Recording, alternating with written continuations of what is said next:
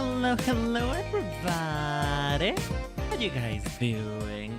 Welcome back. Oh, this wasn't supposed to be showing yet. To the Cherry Bum Blossom Boutique. My name is Renan, your lovely fashion dolly. How you guys doing? How's it going? I hope you guys are having a good day.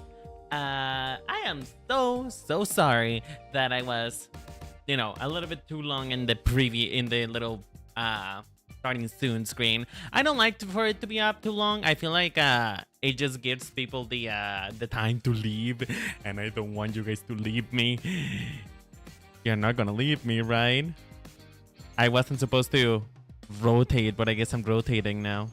I guess I am rotating now. I am now in the ceiling. Hello, how's it going? Are you getting a new perspective with me here? The anger spins. I mean, bunnies do a thing about when they're angry. They start to stomp. So I guess this is what I do when I get angry. I stomp. And by stomp I mean I spin. I do spin. And I need to get down now. So hello. Wait, Hannah, here after I spend my student loans. Ooh, congratulations on paying them off. Well, did you pay them off, or was it just one payment in a couple of multiple payments that are slowly sucking out your soul because you kind of regret going to school, despite the fact that everybody told you to, and now everything is great. Everything is going to the drain. 170 USD.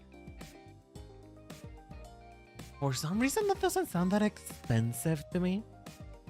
Like when it comes to college loans, like to me that doesn't sound that expensive. I heard that people pay a lot more for expenses as of late. I'm not sure. Am I crazy? It's because I went to college 10 years ago. Okay, here's the thing though. Does it get lower the longest you've been away from college? Is that how it works?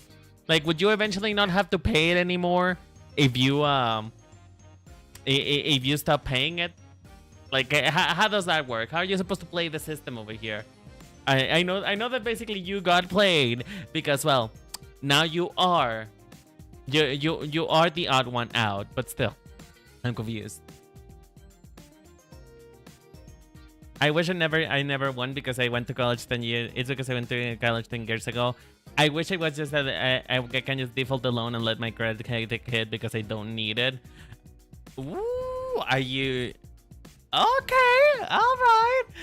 We don't need credit, huh? So I guess you don't need a home or a car, huh? Can't believe you're being a show off today. Damn.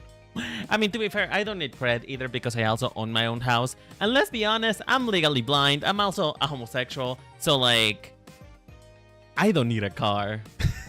I don't need a car. Because, Mary, I'm gonna kill a family of 4 if I ever get a hold of a wheel. You know? There's a reason why my mom doesn't let me be alone unsupervised in the kitchen sometimes. Because I am very much a danger to everybody and myself. So...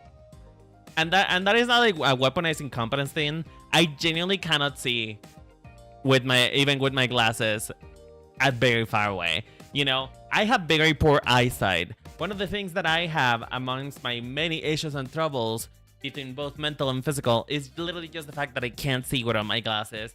And even with my glasses, I still can't see very well. So, point being, don't let me drive. Please don't let me drive. Let's just take an Uber, Mary. Let's take an Uber or you drive. And you must be comfortable with me sleeping most of the ride because I get dizzy. I get very dizzy with rides. Both I bought my car with cash from the government and then hey, lucky that though. Lucky that. At least they gave you money. They did not give you that much money this time around, but hey. Money is money and I appreciate it anyway. But yeah, folks. Let me just say my hellos real quick so that I can catch up with everybody. Hey Turbo, how you doing, sweetheart? Hope you have a good day. I already say hello to you, Bab. Hello again, sweetheart. How are they? I'm surprised they didn't make any hot takes about Vaporeon. I was 90% of the time expecting it. So, I'm kind of disappointed. Just thanks a little bit. Just a little bit. Hello, greetings, Brendan and Chad. Hello, Ceric, how you doing? Yeah, stumping Chad didn't result that you wanted last time. It got awkward. Wait, what? Huh? What stumping? Wait, what? Did I get a tantrum and I don't remember? Am I having my fragmented mind being even more fragmented? Again, my memory just keeps getting worse the more that I go along in life. Like, the older I get, the more my memory is gonna think. Do you guys think I'm gonna be one of those persons that is gonna get dementia?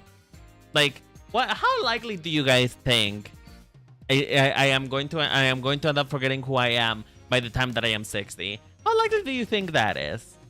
Because, like, you know, if I get old enough to the point that I lost my mind and I am just, you know, pretending to be a farmer feeding the birds or whatever in the middle of the street, half naked because, you know, I forgot to dress myself, I feel like at that point you need to let me go.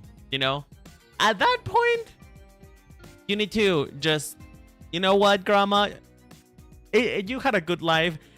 Go back to bed and never wake up. Thank you. At that point, you just need to put me down, take me for a lovely long walk in the middle of the woods, and just, you know, push me down the stairs or something. Because I don't know that I want to live having lost my mind, having lost my marbles. I barely have any. You know, I barely have any marbles because I lost them all in a bet in middle school. So. Hey Jerry, how you doing, sweetheart? Yes, you indeed are here. How's it going? I hope you're having a good day. Talk to me. What did you do today? How is Sunday treating ya?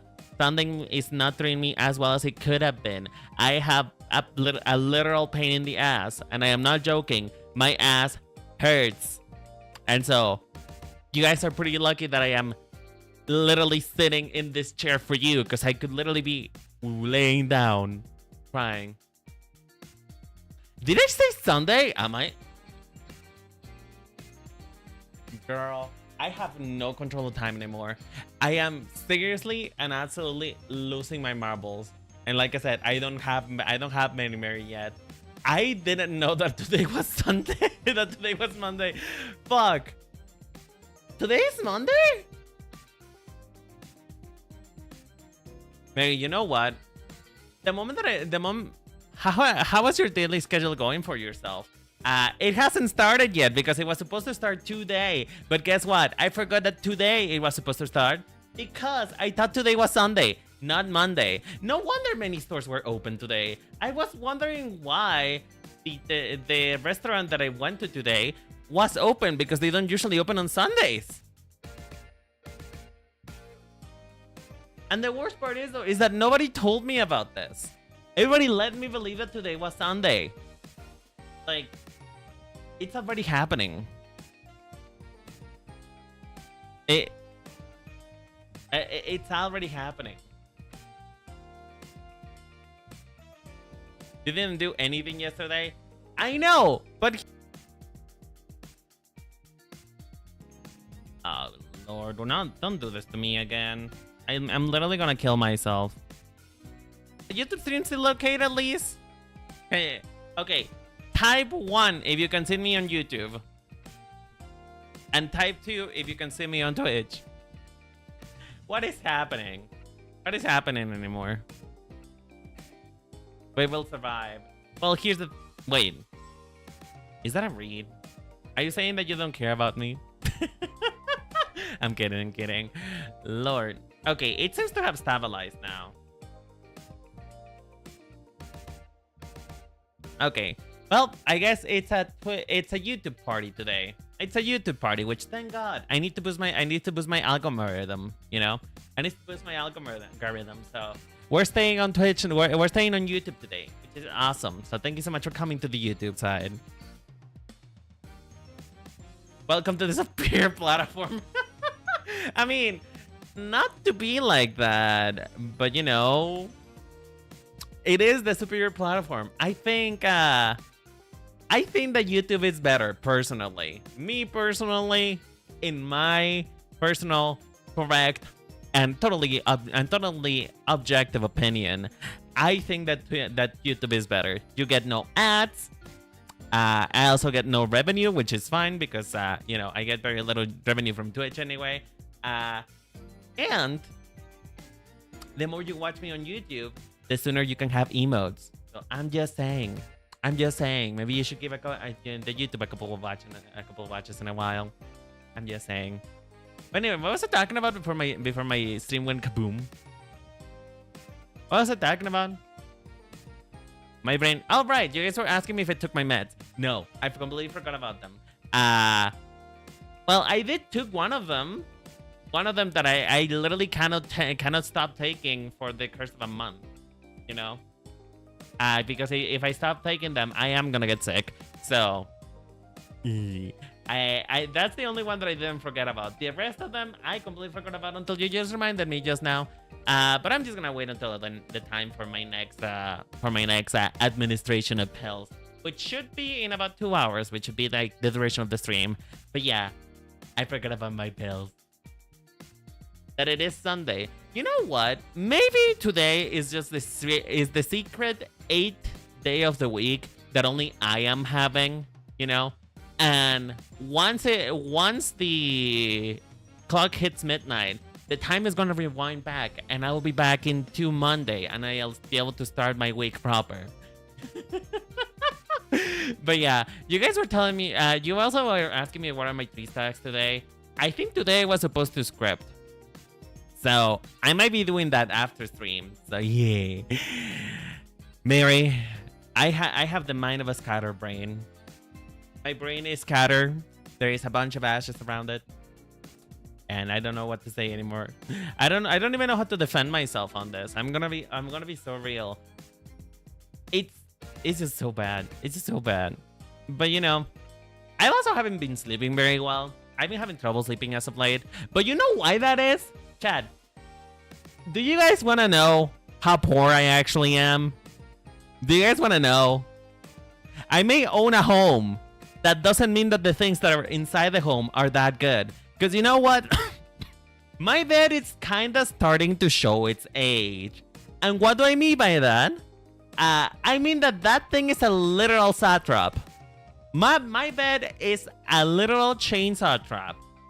The springs are poking out through the mattress, and you know, it gives me a gentle caress every time I move in the wrong way. Every time I wake up, I feel the claws of the bed dig into my skin, and it's getting to the point that it's getting kind of painful to sleep on it. It's getting to the point in which I am actually kind of concerned that I'm gonna wake up and I'm gonna get skewered, just shush kebab.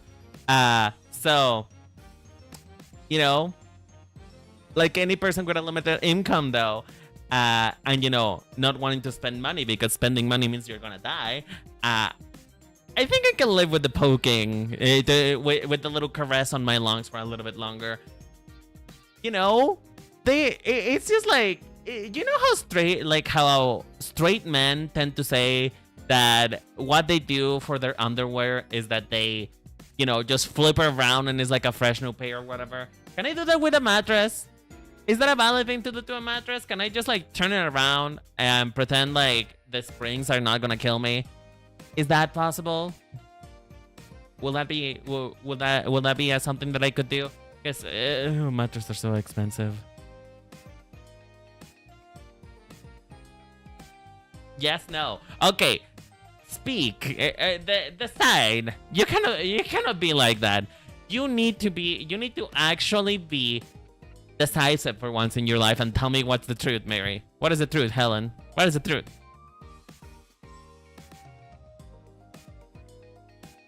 You can rotate your mattress every daylight savings to make it not sag. Okay, I don't mean rotate it. I mean literally flip it. I want to flip it to the other side. Because, you know, once again, the mattress is already poking me in the ribs. So, I need help. I need help. I'll show you guys in a moment, actually. I don't think so, but I have no reason into why you can. So you say that it is not illegal, but you recommend not doing it. I see. I see. Don't flip the mattress. Why can I not flip the mattress? What happens if I flip the mattress? Does it mean the mattress? The matrix. If I flip my mattress, do I flip the matrix? Is that what we're implying here? Will the world literally be upside down if I flip my mattress? You know, would it be doing this? Would this be what would happen if I flip my mattress? Actually, wait, hold on. I kind of want to commit to the bit for a moment. 1 second. Wait.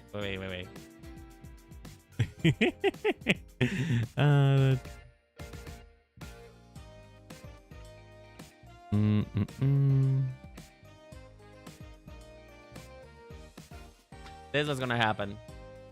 This is gonna happen if I flip my mattress. You know, I feel like this is a fun time. You know, you always get a new perspective. I always get a new perspective when I talk to you guys. I get a new perspective, you know? Does this feel trippy? It feels so trippy. I don't know. It feels like I'm in a different dimension. I'm the mirror me. I am evil Rinnen. And evil Rinnen has a bad side that she doesn't like to talk about. Because she talks about it, you guys are gonna take pictures of it. The mattress will break. It's already broken anyway, so what's the point? Move the under the bed and on top of the beam on the bed. Anyway, so chat, how about we get into some questions? And by some questions, I mean statements. Because today, well, not today, yesterday, I asked you guys to send me your most, and absolutely most, craziest, unhinged hot takes that should probably stayed on the Twitter drafts, because you know everybody always puts their most unhinged thoughts on Twitter, and you know sometimes some thoughts should be inside thoughts instead of outside thoughts. So I asked you guys to send me those type of stuff, and now we're gonna read them together, shall we? We're gonna read them together. So actually, this kind of works out perfectly. This kind of works out perfectly because this way, I'm not gonna get in the way of the questions. Oh my god. Let's see. If there was a war in the Pokemon world, Electros would be used in the same way as the Kamikaze soldiers. And honestly, I know that Pokemon is a Pokemon's game, but I am surprised that nobody has made any type of media relating to some type of war relating to Pokemon. Because Pokemons are, you know, kind of weapons in them of themselves. Like, you know, some Pokemon are capable of like fusion. They are capable of producing a nuclear explosion in your backyard. So like, why this has not happened, I do not know. But, you know, you truly know that the humans that are in the human world of Pokemon are not quite humans, because if they were humans, they will already figure out how to make Pokemons the weapons. You know, humans would have already gone extinct in the Pokemon world because we would already killed each other with Pokemon. Being so real. But that is such an interesting way to put it, though. Do you guys have any other Pokemon that could be used in the war? If you imagine there is an actual war in the Pokemon world, you're going to war. You have been enlisted. What Pokemon would you take with you for an actual war? You know, because I don't think you're gonna want to take your Delcatty with you. I don't think Glameow is making it to it. You know, I don't think Glameow is making the team. You know what I mean? Coffin. Okay, explain your reasoning. What coffin? Oh, mustard gas. Never mind. I know now. Chansey, so much drama for that thing. I mean, to be fair, Chansey is a fairly tanky Pokemon, so maybe it could work with that as a little tank. You know, imagine a tank that just heals. Just a tank that heals. It doesn't do damage. It doesn't actually you know, shoot explosives. All they shoot is like healing bombs. That's what Chansey would be. It also has self-destruct. Okay, you know what? Fair enough. Are we just making the Pokemon kill each other? Now, the subsequent question with this situation that I have in mind, right? The subsequent question is, if this were a thing, right? If this were a thing, are we sending the Pokemon to fight by themselves, or are we going with them? Like, is this like a remote controller situation? Is this a remote control situation? Are we, you know, sitting at home just saying, hey, do self-destruct, and then it kills itself? It dies for our sins. It is war. Okay, I get it, but here's the thing. Here's the thing. It is kind of a little bit fucked up. You know, it is kind of a little bit fucked up. And I don't even think that in actual war, you know, soldiers actively kill animals, you know? The Pokemon had to be nearby the trainer to follow orders. Now, here's the other question that I'm asking. If you are in a war with another Pokemon, you know, with another user with another Pokemon, are you aiming to take up the trainer, or are you aiming to take up the Pokemon? Because, you know, if you kill the trainer and, you know, the connection between the Pokemon and the trainer would be severed, and therefore it wouldn't be obeying its commands anymore. So, like, would it be more efficient to aim for the trainer in a war, or to aim for the Pokemon itself? Because, you know, I am surprised that in this day and age of violence, you know, I am surprised that in this age of violence and in this hypothetical scenario, and even just Pokemon games in general, I am surprised that nobody has ever thought of targeting the trainer. You know? I would love, like, an adult version of a Pokemon game. And when I say adult, I don't mean fucking Pal World with their fucking pea shooters and whatever. I do not mean, like, you know, Pokemon with guns. I want actual adult Pokemon dealing with adult humans and whatnot. I need the trainers to be actually trained into combat themselves, you know? To at least be... Because, you know, they did do something kind of like that with Legends, in which you could actually get hit by the Pokemon themselves when they do the big moves. So, why don't we have a game based around that? Like an adult game where the Pokemon are not going after your Pokemon, they're actively trying to target you, the trainer. Because if they take you out, it's almost kind of equivalent of taking the Pokemon out, you know? Because they didn't have the tech to steal Pokemon. I mean, I don't mean stealing Pokemon. I'm talking more about, you know, imagine Yakuza. Imagine Yakuza, but with Pokemon. That's what I mean. You can just randomly attack all the trainers. Actually, kinda, your dinos have permadeath. Yeah, sort of like that. Kind of like a survival game where the Pokemon, you know, can actually die and you can actually die. And most NPCs that are, you know, Pokemon trainers, they actually aim to kill you, type of thing. I feel like that would be a great game. You know, somebody needs to make it. And once again, I do not mean Power World, because Power World is a poor imitation that only gets off into trying to imitate Pokemon and not really doing anything interesting or original, because literally the whole problem was Pokemon with guns, and then they just put it into the game and didn't think about much of anything else. So I just need to know. I just need to know what that kind of stuff would look like. Moving on. Ghost-type Pokemon possessing humans is a documented thing that can happen. What happens if you try to catch a Pokemon that is possessing someone? I would assume, and me personally, I would assume that what would happen is that you kind of suck the Pokemon out of them. Kind of like an exorcism. Like, do you have to exorcise somebody before capturing their Pokemon? Like, Do you have to beat somebody to death with a cross, with Jesus Christ's cross? Do you have to beat the shit out of them with the blessing of the Lord before you're able to capture the Pokemon, or is the Pokemon Ball able to transcend the spiritual and the imaginary to suck the Pokemon out of you? Because I think that would probably be the actual in-lore explanation. But I do like the idea that maybe you have to submerge somebody in like holy waters for the Pokemon to get out. Now, follow-up question to that though. So like, let's say that you are indeed possessed by a Pokemon, right? You're possessed by a Pokemon and you possess also all of their abilities. Now, when you are possessed by a Pokemon, are you aware of what's happening? Like, because I'm sure that they will probably answer that in the game. So like, I'm very interested on that. What do you guys think?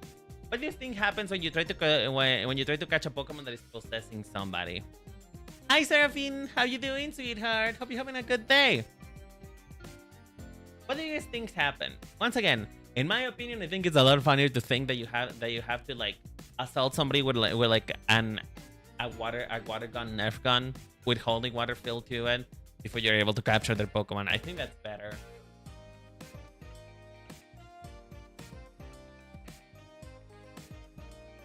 If the ball pulls it out of the person, then whenever your friends are being weird, you should throw a ball just in case.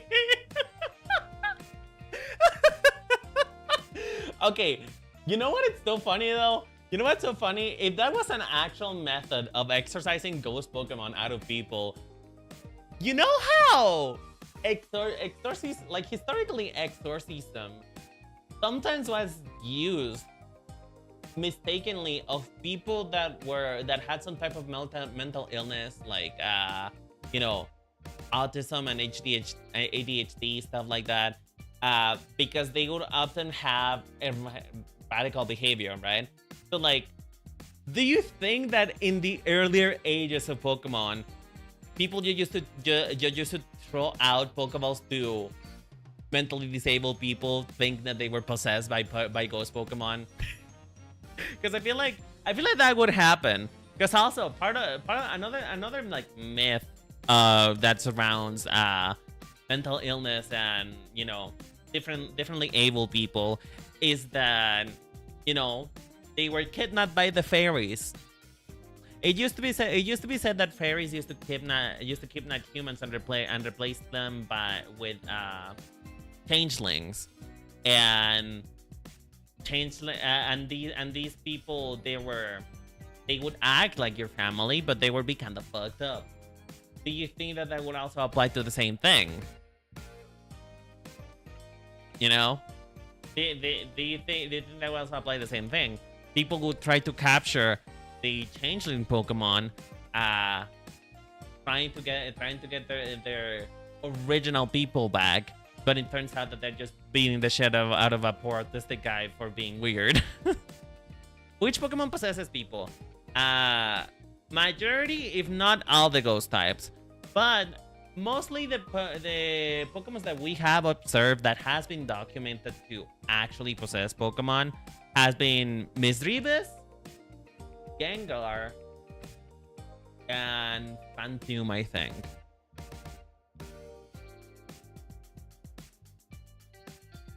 So those are more or less the ones that have been observed possessing other Pokemon. You know, they have also other humans. Sorry, we have also seen like Mimikyu possessing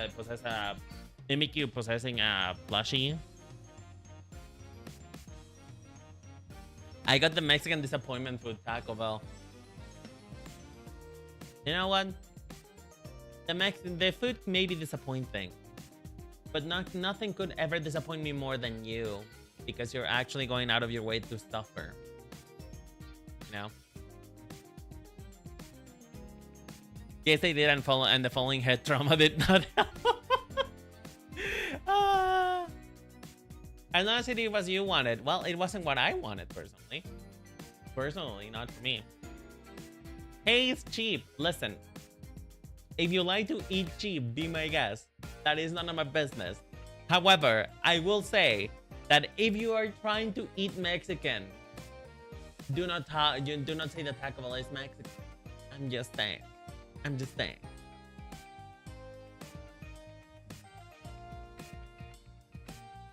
Thank you so much for the lurk. I appreciate it. And I will not stand up and stretch. No, but I literally just got here. I just got here. It almost been an hour, but I just got here. You know what I should get? I should probably get water, but I don't want to get up. So I'd rather drown. Or in this case, starve. What is the opposite of drowning? It's dehydration, but like is there the opposite word of drowning? Floating? Asphyxiation? No, that wouldn't be it. Because you get asphyxiation when you're drowning. Well, anyway, the point being, I'm not drinking water. You can't force me. You can't make me. You cannot make me. Anyway, let's move on to the next statement. If the opponent's Pokemon is eaten by oh wow, we're getting dark up in here. All right, we be getting a little dark. It's getting a little. Oh, we'll be talking about eating Pokemon. All right, okay. If the opponent's Pokemon is eaten by yours mid-battle, is that automatically a win, or you should be disqualified? I mean, I guess it depends on the setting, you know, because it like if you're just as one tends to do as a Pokemon trainer, and you're assaulting a 5-year-old for their money, because you know we do take trainers' lunch money, and you know whatever personal belongings they have when we battle them. I guess when it's like a battle like that, if you're like in the middle, like in the middle of the forest, and you are, you know, just beating the shit of a Pokemon Ranger, I guess that you win. You win by default, because like, what else are you gonna do?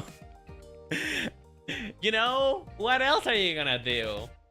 Like, isn't that there is regulation in the middle of the forest? Nobody can hear you screaming in space. I think if you kill the opponent in boxing, you should be disqualified. I mean, true, but like I said, it depends on the setting, right? It depends on the setting. Because if it's, you know, in a gym battle, or it's somebody where it's like, you know, Pokemon battles are controlled, then yes, you should be disqualified for, you know, eating your Pokemon eating another Pokemon. Because honestly, first of all, how the fuck did that happen? The only one that I can think that can actually do that is Swalot, because, you know, it can dislocate its jaw and eat something. And I guess Viper could probably eat a mousehole too. But yeah, you should be disqualified if you're in like a professional setting. But I think that if you're not in a professional setting and you're just like in the back in the back street, in this back of an alley, just illegal Pokemon fighting, I guess whatever is fair. Whoever dies first wins. You know? Whoever dies last wins. But what do you guys think, Chad? Do you think that if a Pokemon dies in the middle of a battle, should you be disqualified for it? Because like, what if? Okay, here's the thing. What if you poisoned a Pokemon? You know, let's say that you use toxic. You use toxic on a poor mousehole, right? You use toxic on it. What happens if they die after the battle? You know, let's say that you beat them up, you get them unconscious, but they're not able to get treatment in time, and they die because of the poison. Would you be fine? Or would be like just, you know, part of the part of the job? Would that be a thing that would happen? Like, if your Pokemon dies as a result of an injury from, you know, burning, being paralyzed, or, you know, being poisoned, would you be held responsible for it, or would you just, or that would just be part of the game?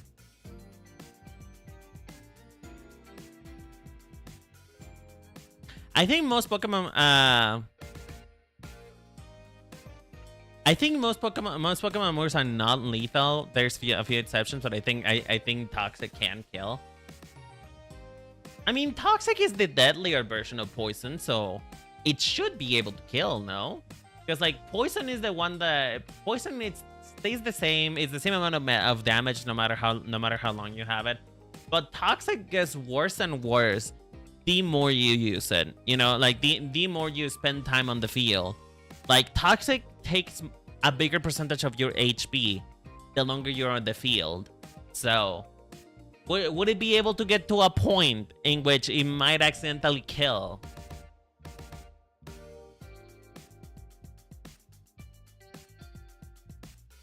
If Toxic is trying not to kill that, what does that mean for the light that burns the sky? I mean, listen, like I said, some Pokemon just straight up have nukes on them. Have you ever heard, do you guys know, like, speaking of using Pokemon in war, do you guys know how fast somebody would attempt to murder an Yveltal to cause a global catastrophe?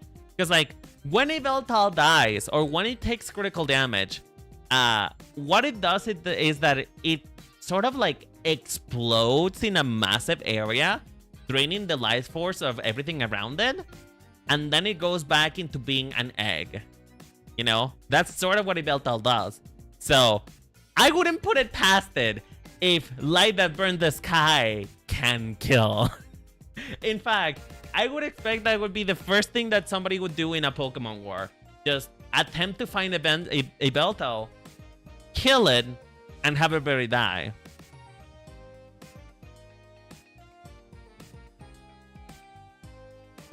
Depends if you in your world Pokemon are rare or expendable. Also, this is assuming that Pokemon have no protection while stored. I mean, they didn't used to.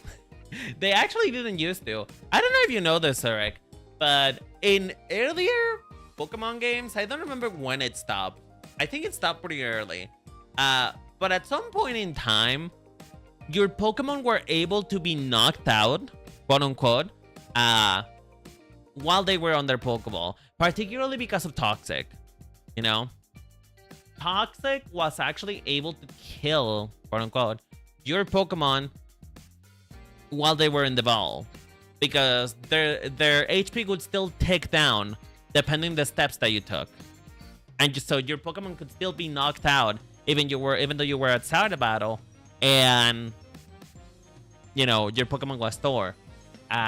In fact, that's where the low HP thing came from, and why the low HP music is so stressful, because it used to play, you know.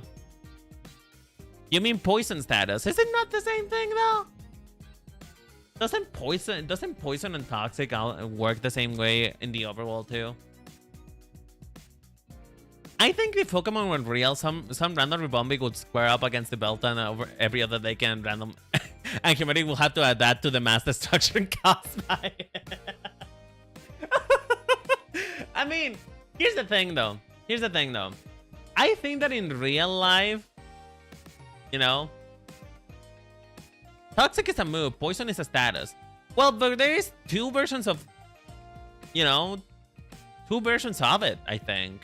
Because there is Poison as provided by, you know, Toxic Spice, and Poison as and Poison with like any Poison move that's able to poison the enemy.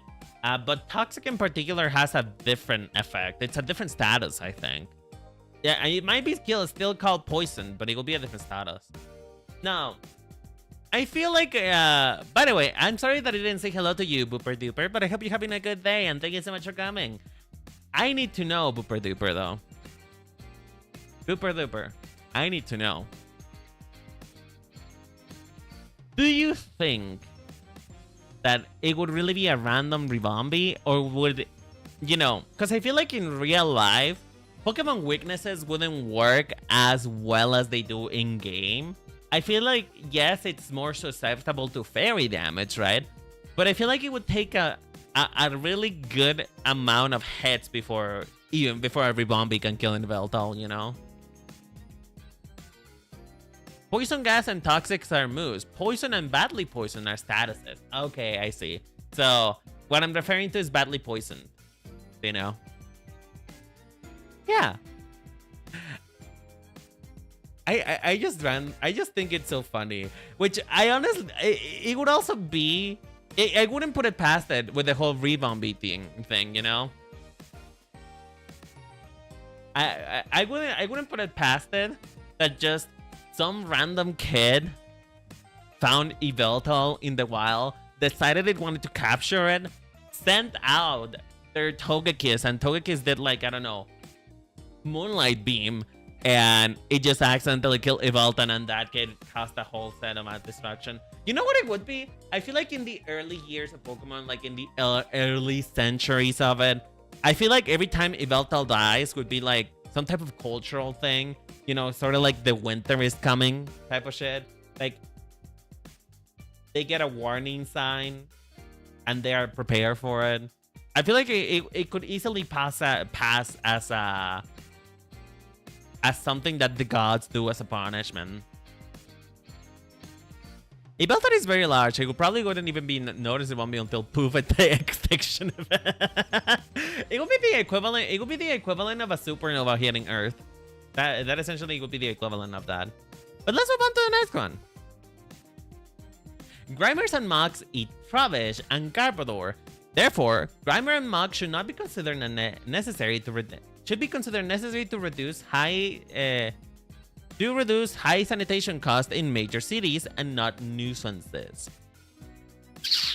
Well, the thing is though, is that I'm pretty sure that the reason why Muk and Grimer are considered nuisances to begin with is that Muk and Grimer smell like shit.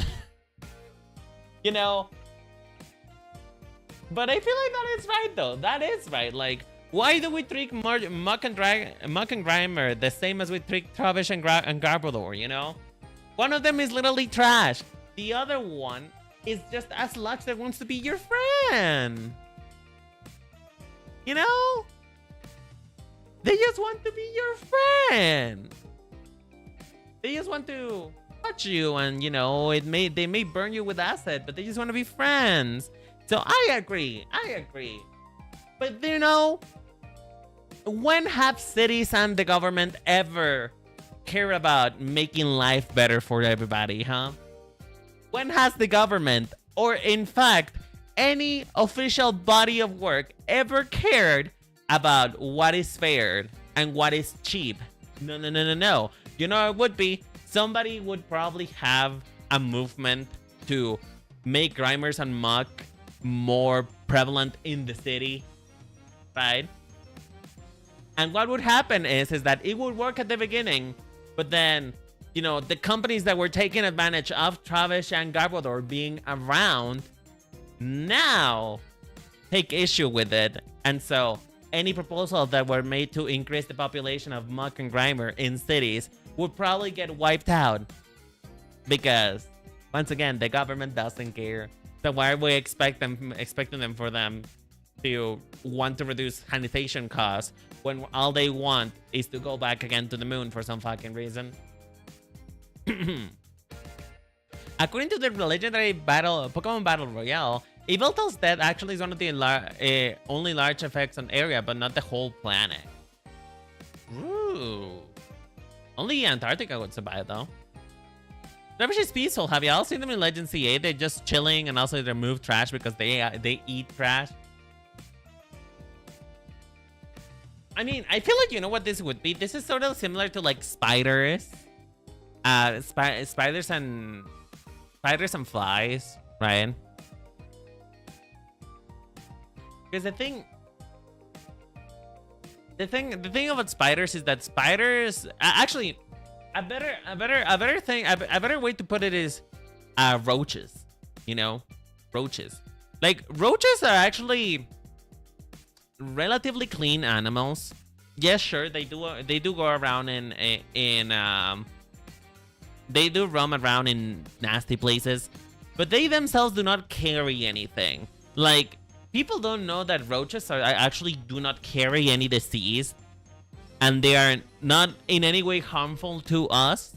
Just besides the fact that we think they are gross. So I feel like with Trubbish, it's probably the same. With Trubbish and Mug, it's probably the same as roaches. It's just people just think they are ugly, therefore they must be get rid of. You know?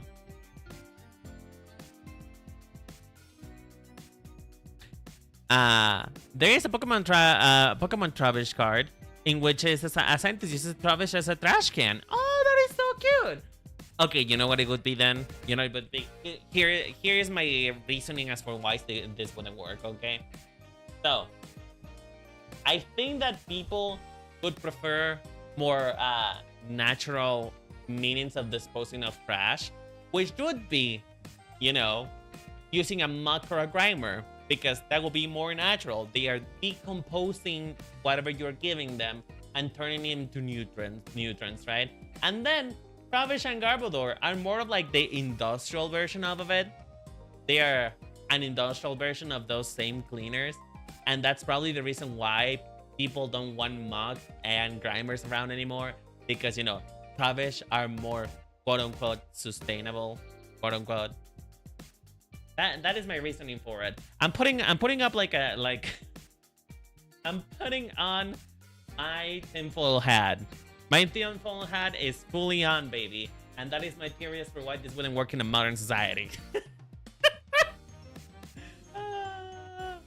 People would breed Trubbish and release it, then sell mud cleaning services. Honestly, yes. That would be exactly what would happen. That would be exactly what would happen. Like, you know, companies would make even more Trubbish. They would make Trubbish be abundant, but just so that they can sell the solution on Grimer.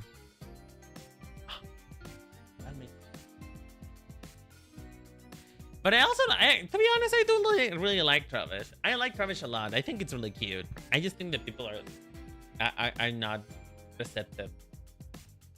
Let's move on to the next one, though.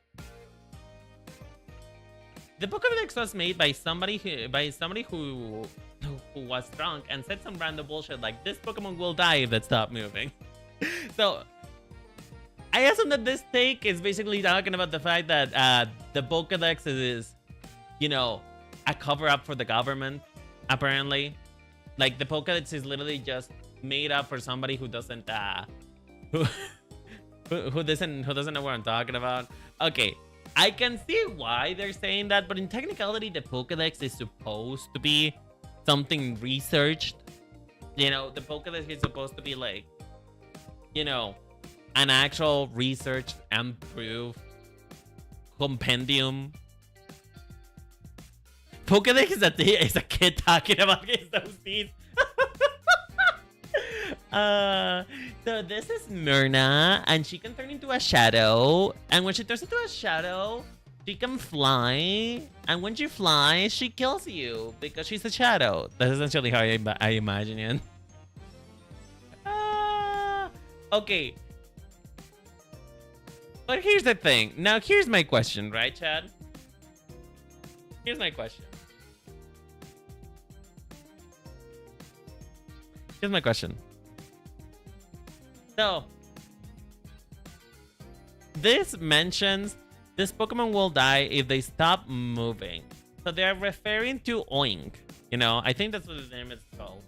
You know, the spring peg that if they stop bouncing, the heart stops, right? So, my question is, Spoink. Who made their Spoink stop bouncing so they could find that out? Now, those are the real questions. That is the real questions that we should be looking for, Chad. Who made their Spoink stop moving and they found out that they died? Because somebody must have done that, you know? Somebody must have done that. Otherwise, how do you know?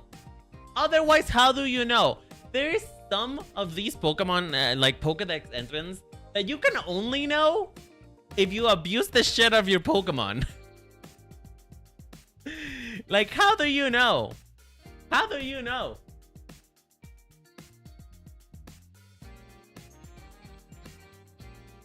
What if this point died naturally and that's why they stopped? I mean, but that would have meant that they stopped because they died, not that they died because they stopped. You know? Listen, for that to be a proven thing, somebody must have tried it, you know? Probably be battling another Pokemon, like as a Viper with Constrict. Okay, but here's the thing. You would more easily assume, you know? You would more easily assume that what killed it was the Viper accessing too much force on this point. Like, for you to be able to verify that theory and for you to be able to verify if Boink actually dies if he stops moving, you would have to prove it somehow. Like, you can have a hypothesis, but for you to affirm this, you need to try it. And so, you kind of take it out of my mind that somebody stopped their Boink from bouncing and they died and then they had to report it to the news.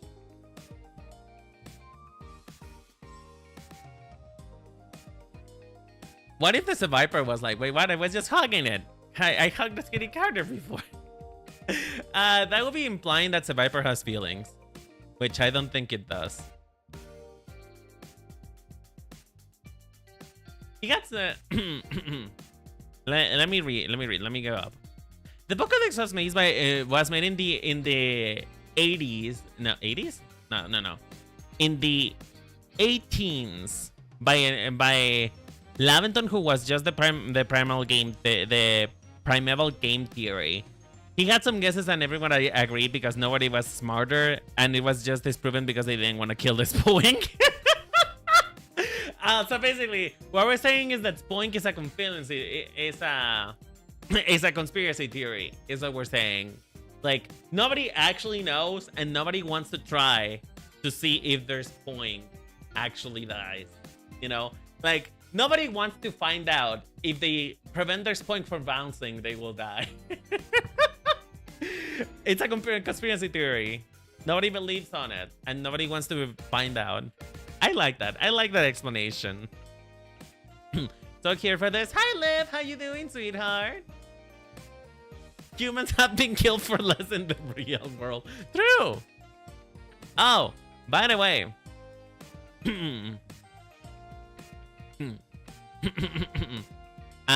By the way, Pepper. By the way. You say Pokemons have feelings and others don't. Here's the thing. I am being particular about Viper and any other serpent Pokemon because Viper, snakes, whatever you call it, those noodles that you call an animal, they do not feel sympathy. They do not feel emotions at all. It is actually been proven that snakes are incapable of feeling sympathy and connection with anything other than themselves. And even then, when they get stressed out, they eat their own tails because they don't recognize it as a part of themselves. So, I am more than certain, and it is more than likely, that the Viper themselves doesn't have any sympathy for any animal. So I don't think that it was trying to hug the... I don't think that he was trying to hold the Delcatty. I don't think he was trying to hold the Skitty. I think he was trying to eat it. This is lesser propaganda. This is propaganda for all Pokemon that are snakes.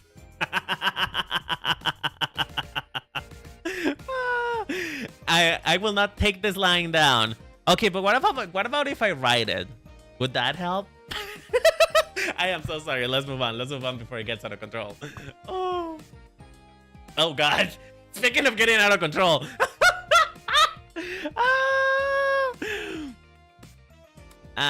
Milk tanks look at you the entire time that you're milking them.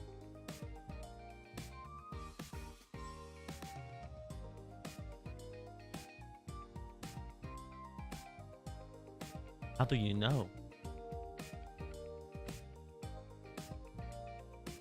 How do you know about that? Do you wanna share with the class about your findings? Because, like, how do you know?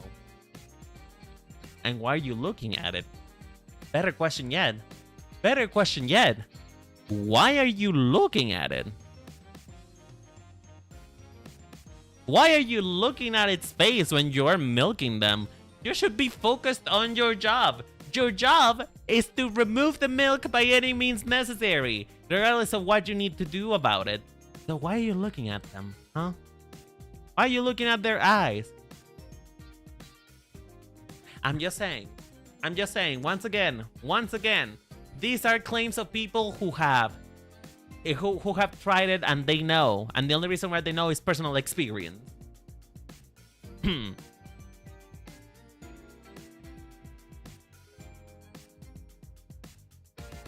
Does that mean that Rayquaza has no sympathy?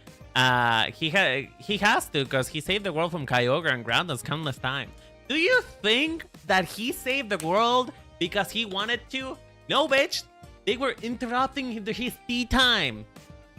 You know, he was having a lovely vacation in the Bahamas, and then suddenly these two bitches decide to fight each other because they cannot share for some fucking reason. They're just like two little toddlers trying to share the sandbox. You know, they're trying to share the sandbox, man. One of them wanted to build a Minecraft house, and the other one wanted to build a mine. And so, like, you know, Rayquaza doesn't do this for us. He does this for himself.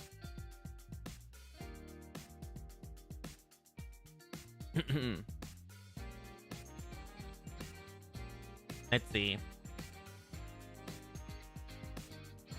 Dude, I am eating. Am I supposed to milk a milk tank from behind? I mean, listen, that's a fair possession. That is a fair possession. And, you know, most milking of cows are done from behind. You know? Most milking of cows, it is done from behind. That you just have to be gentle about it. Who doesn't make eye contact during milking? I could say something that could get me demonetized. I'm not gonna say anything about that anymore. We're not gonna address the milking and we're not gonna address my milking capabilities in this studio today, okay? We're not gonna address it. But I have not had any complaints yet. That's all I'm saying.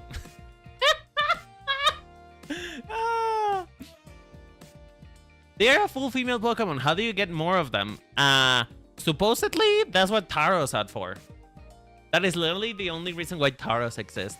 Technically, Miltank and Taros are supposed to be the same species of Pokemon.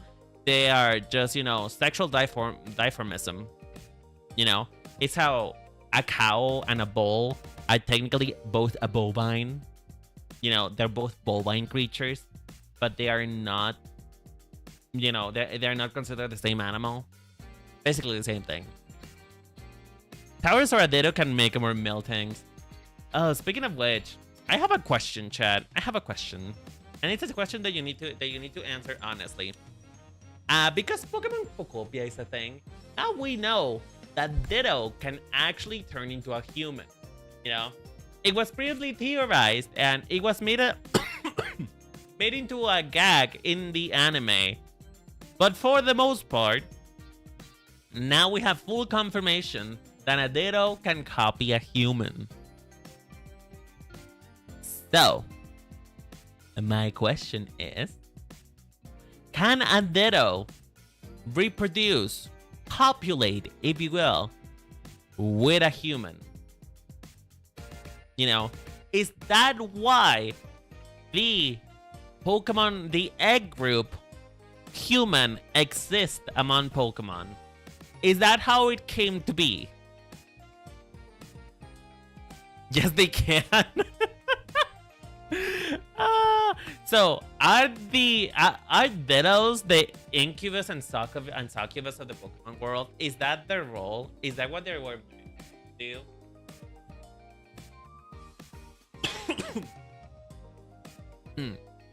Dittos reproduce asexually, but they can also help any other species reproduce. So therefore, yes. Wait. They can also help any other species reproduce. So, is a Ditto a way for a same-sex couple to have a baby? Like, picture this. Like, imagine this. Imagine if you want, like, imagine if in vitro fertilization doesn't exist within Pokemon, right? If in vitro fertilization doesn't exist within Pokemon, if Ditto wanted to, he could take, like, both the DNA samples of the parents and make a baby for the parents. Oh my god, Dittos are surrogates. Honestly, that's kind of cute though. It's kind of like a cute sentiment, you know? They are like I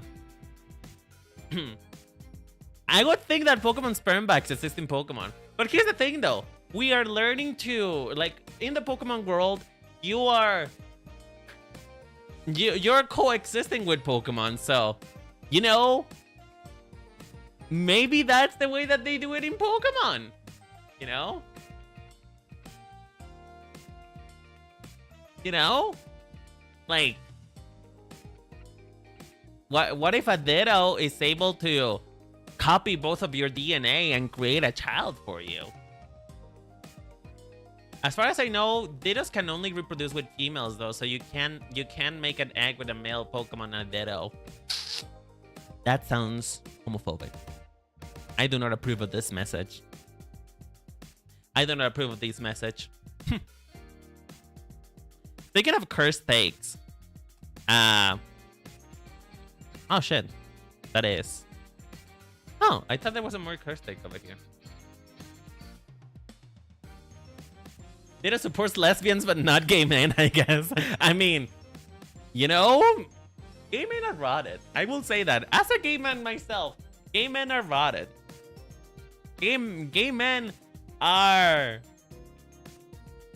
Gay men don't deserve anything. Listen, in my experience, in my experience with other gay men and trying to stand myself, you know, we deserve nothing. We deserve everything that comes our way, because we are so rotten.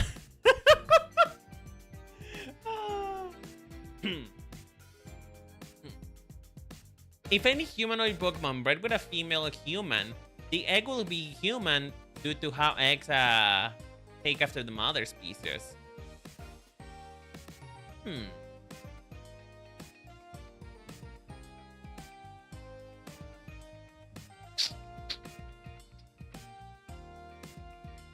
I mean, it wouldn't be an egg in the first place.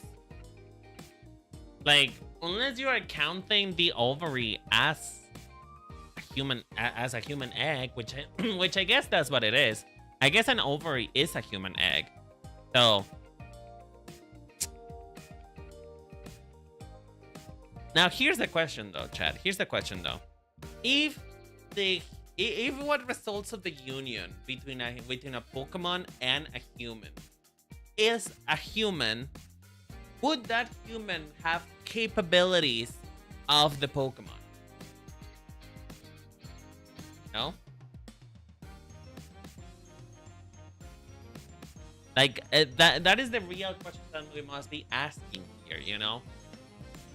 If, like, would a human would be able to use a water gun, you know? Like, let's say that for some reason you copulate with a Meganium, you know? You copulate with a Meganium. Would then your child be able to manipulate plants? They'll have to be in the same egg group, so human. I guess God. Most of the Pokemon in the human egg group though are psychic, so that would just mean that they have psychic powers. Hold on, let me check something. Let me check the human group. Let me check the egg group for humans.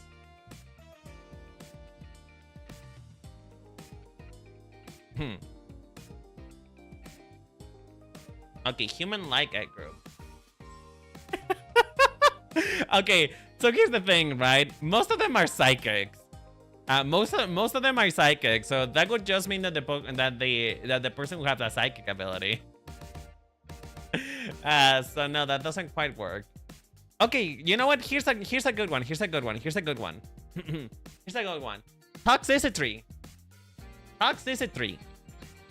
Can a Pokemon toxicity is part of the human egg group, so that would mean that the human is able to copulate with a toxicity. If you get pregnant by a toxicity, does it mean that your child would be able to spill out venom and control electrical waves to create an electrical guitar? Would that happen, or would you just be a boring ass human?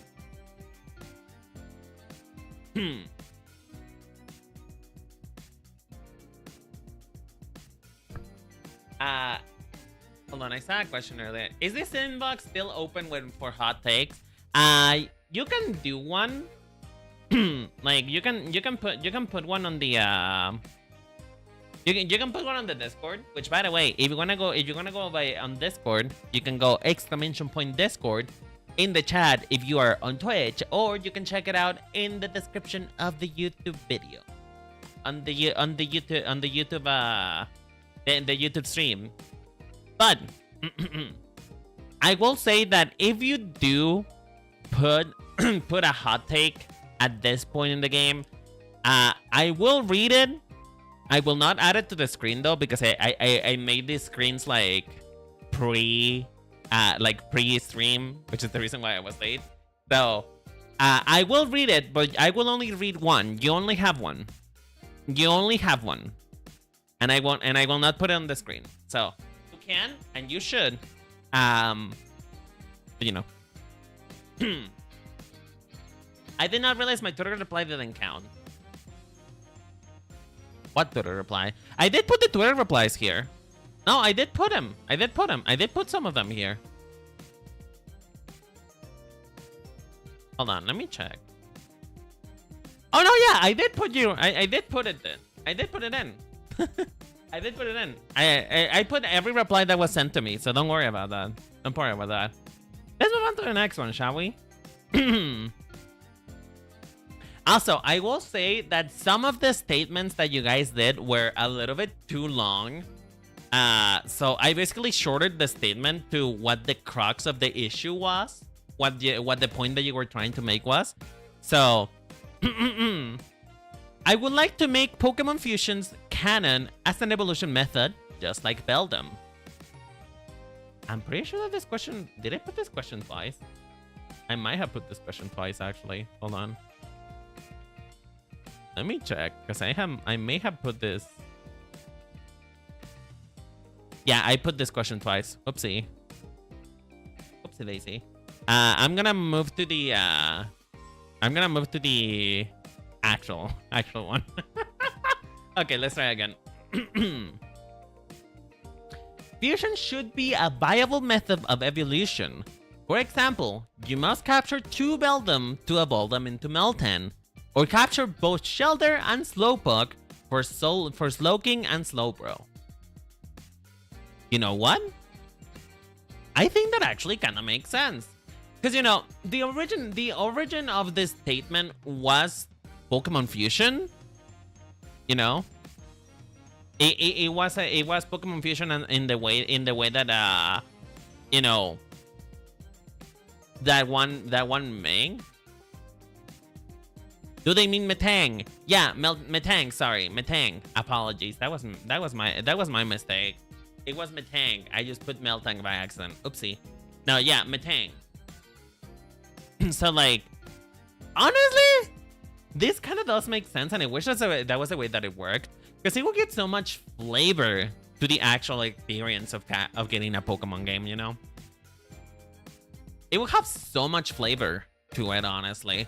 Because like for example, you know how when your Nincada evolves, if you have space on the party, it will both turn into a Ninjas and Shit Ninja. I feel like you should be able to. The same should apply for Slowpoke and Shelter. Like, you need to have both of them together in order to obtain it. You know. What happens if you fuse Zekrom, Kyurem, and Reshiram? I don't know, because we don't know what it looks like. But you'll get the Primal Dragon. You'll get the dragon that originally walked with Ent's ancestor.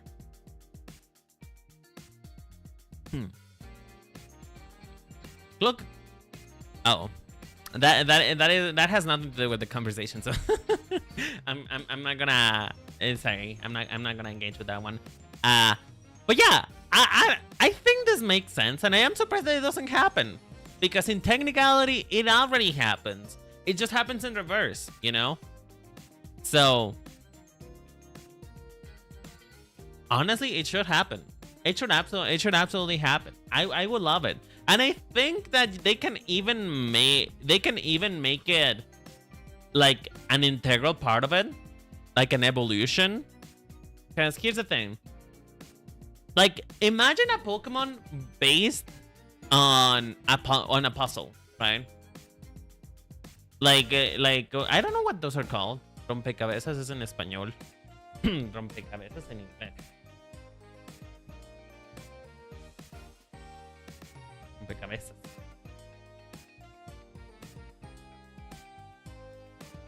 Is it really called a jigsaw puzzle? Is that what it's called?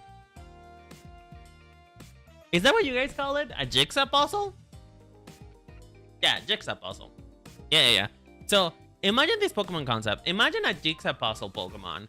This Pokemon, you need to capture it. You need to capture it each piece for it to evolve, you know? Like, you need to capture each piece. Similar to the way that that Zygarde works. Similarly like that. But, you know, it would be a bit more interactive, because with Zygarde you don't really capture every cell of Zygarde. All you do is just sort of collect them in a tube. In this case, you will have to capture and have space for every version of that Pokemon. Like, kind of like Unknown, for example. Like, if you capture every Unknown, you should be able to, I don't know, summon Arceus or something. If you use every Unknown, does it make Arceus be...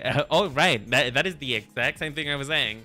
If you fuse every Unknown, does it make Arceus? Because there's a theory that they are the 1,000 hours of Arceus. I think so. Honestly, I think so. I think it would be actually quite a good way to, like, you know, make Arceus feel more legendary and weird. Because, you know, that's God. That is God. I feel like if you would make a point to obtain every single one of them, Arceus just appears in your inventory. A Chimera Pokemon who evolves, killing a series of Pokemon in order. I mean, a Chimera Pokemon does exist. That is the night Pokemon. You know, the one that has a night head. I forget the name. It is from Alola. I forget the name, honestly. That would be so fun, though. 3 Magnemites for a Magneton. Yeah. Oh, you know what? Clink Clank. You know, Clink Clank. Clink Clank is literally the exact same concept, except that we don't actually see it happen. You know?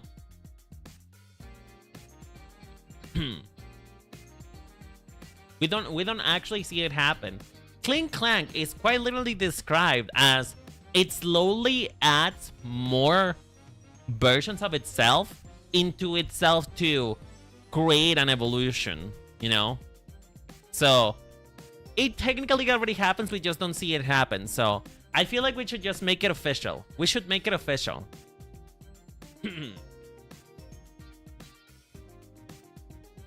Silvally and type null. Yeah. Like, you know, it would make sense if Silvally would be able to be made that way, right? Because Silvally has a Vaporeon's tail, for example. I want to catch 6 failings to create 1 failings. I mean, that could actually work as well. You know, you have to work for the Pokemon. You have to work for it. Now you have to get every letter and then you unlock the DLC and you... Does that letter even exist as an unknown? The secret unknown. You guys remember that theory about the glitch in Pokemon Red? There was one Pokemon that is like, you know, a glitch that technically doesn't exist, but it actually exists type of thing. You know? That would be the same thing. That would be the same thing. That is missing no. Yeah. Missing no. Missing no in reality is the unknown for the Enye. Is the Enye unknown. Missing no is the Enye unknown. Finally, we fucking cracked the code. We cracked the code. Is the Enye. Is what we were missing. We're missing him. We're missing the Enye.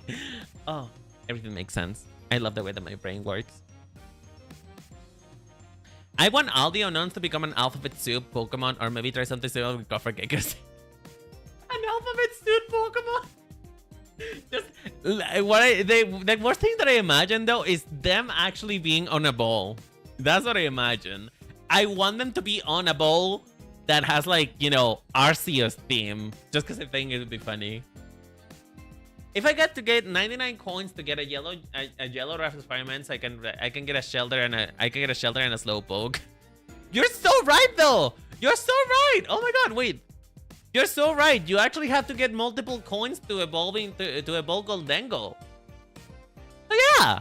You know what? I think they're just cowards. I think Pokemon is just cowards.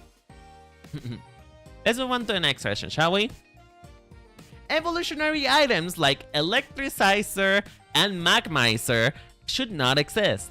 They are redundant and evolutionary stones already do the job. Damn! Alright! I guess we're throwing lore at the window. I mean...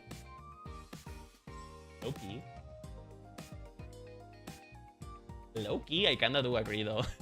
Loki, I kind of do agree.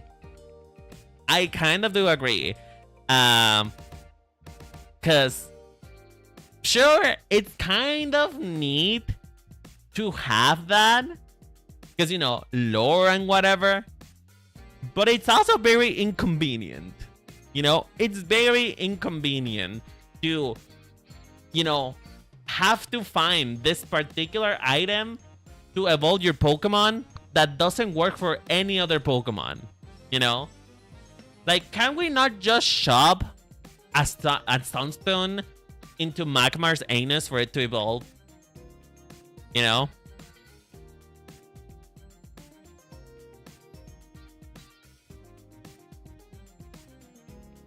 Electricizer, Magmizer, and Protector. I think they couldn't evolve before, but we knew they were capable of evolution, so we made an artificial item to do. So what you're saying is that we gave Magmar and Electivire. You know, we created Magmar and Electivire from GMO. We GMO or Pokemons. We GMO'd or Pokemons. That's what you're saying. We basically forced them to evolve. You know how, you know, we can do DNA editing nowadays, and we can make flies sterile? Is that what we did with Magmar and Electivire?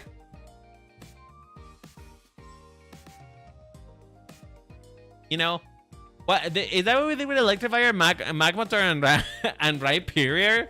Is that what we did with them? Did we force them to evolve? Are we monsters? That honestly, that falls in line though. That falls in line with humanity. Now, they encourage exploration and trading with others to share experiences. They can also be annoying, but the experience that adds to them making friends and outweighs that negative. But here's the thing though. here's the thing.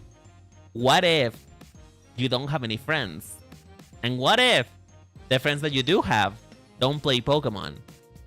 And then you are locked out from, you know, that feature. What if you were a poor kid in the middle of Mexico who was not able to afford the subscription to get the internet onto the DS, and therefore you couldn't even contact anybody else to be able to do a trade? What if you were a poor Mexican kid who was not able to play the game when it came out, and by the time they were able to play it, you know, I was unable to. No, not me. Sorry, I'm talking hypothetics. But you know, I was unable to play it until like, you know, 5 generations later. I'm just saying. I'm just saying. People like that exist, okay?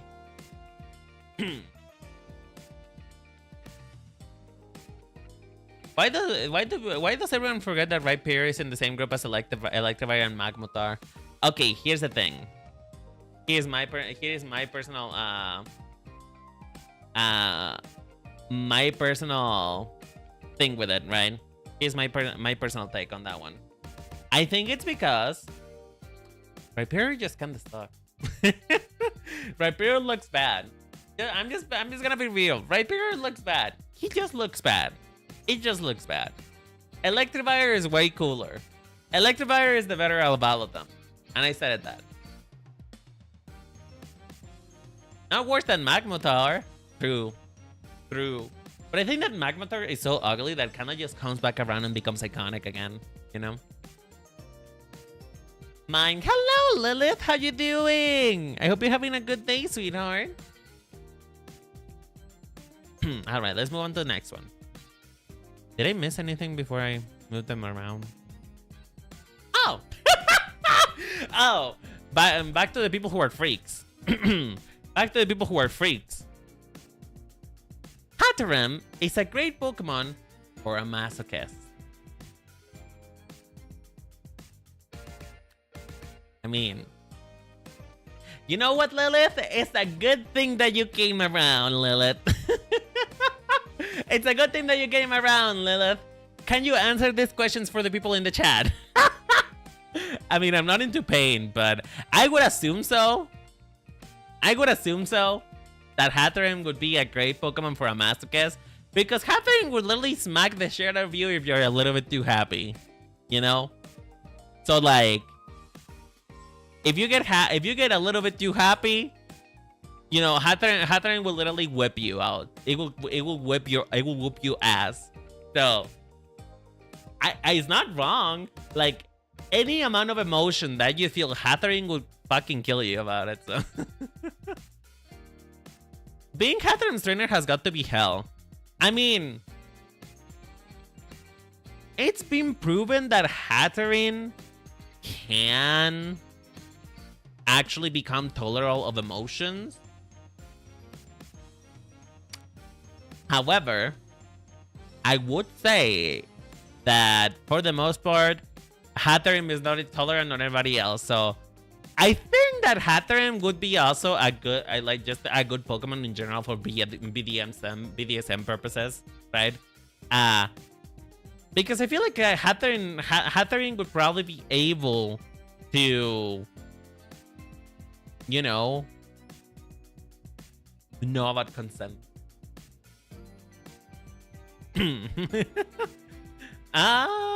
Goddamn. Wow, you guys are truly into this one, huh? You guys, wow. Okay, you know what? For League of Reasons, I must distance myself from you guys and this question, so I'm gonna walk away, and you guys can continue to be nasty.